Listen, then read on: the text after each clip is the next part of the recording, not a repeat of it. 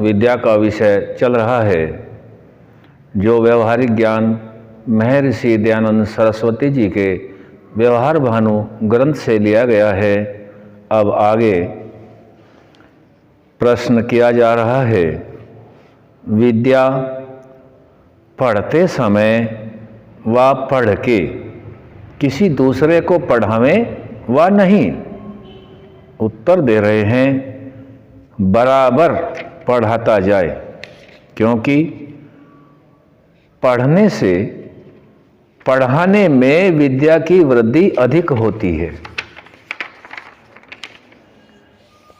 पढ़ के आप अकेला विद्वान रहता और पढ़ाने से दूसरा भी विद्वान हो जाता है।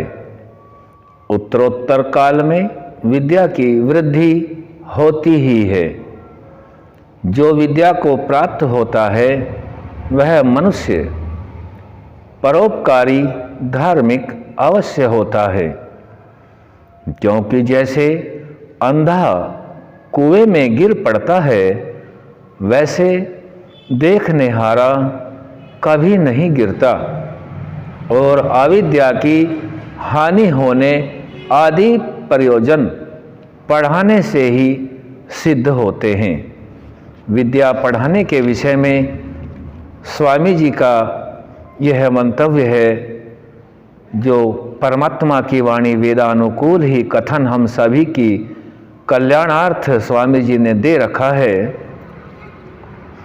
विद्या पहले पढ़े और पढ़े हुए को पढ़ाने से विद्या की वृद्धि होती है।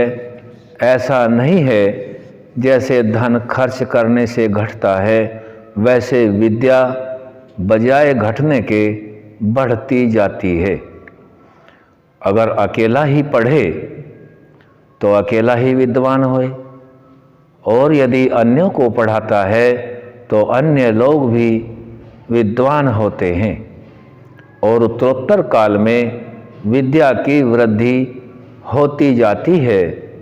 विद्या की वृद्धि से ही परिवार, समाज और राष्ट्र उन्नति को प्राप्त होता रहता है। अविद्या से तो अंधकार की तरह, अंधे की तरह कुएं में पड़ने के समान है।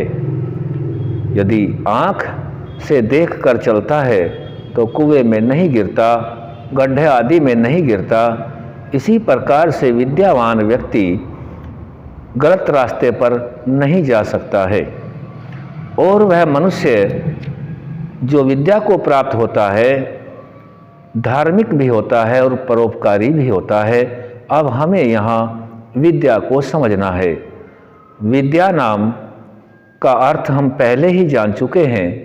जो पदार्थ का यथावत बोध होवे उसका नाम विद्या है।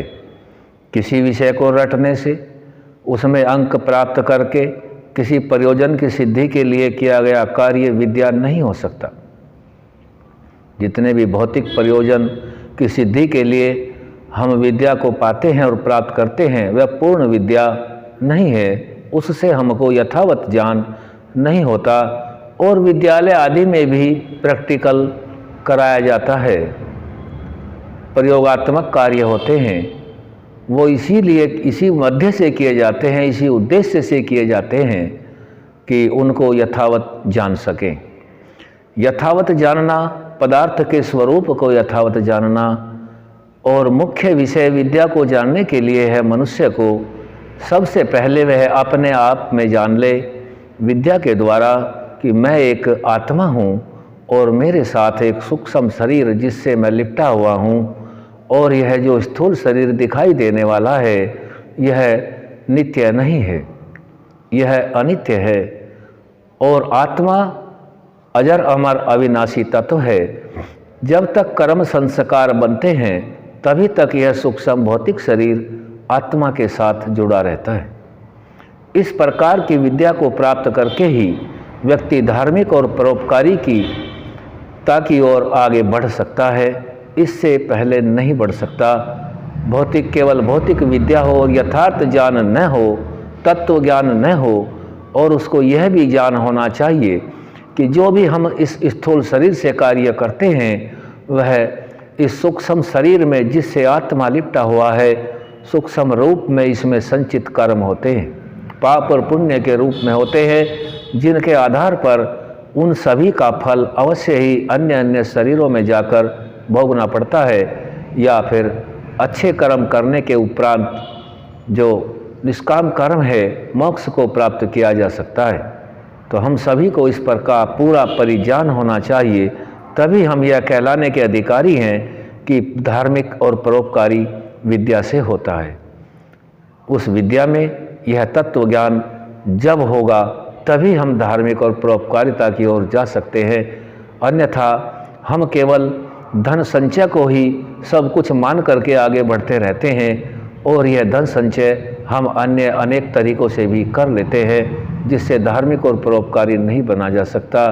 यह प्रश्न का उत्तर स्वामी जी ने दिया है, पढ़ाने के लाभ और विद्या के विषय में बताया है, पहले भी बता चुके हैं और अब भी संक्षिप्त रूप से यहाँ समझाया गया है। आज का विषय यहीं तक रखेंगे, आगे फिर रखेंगे।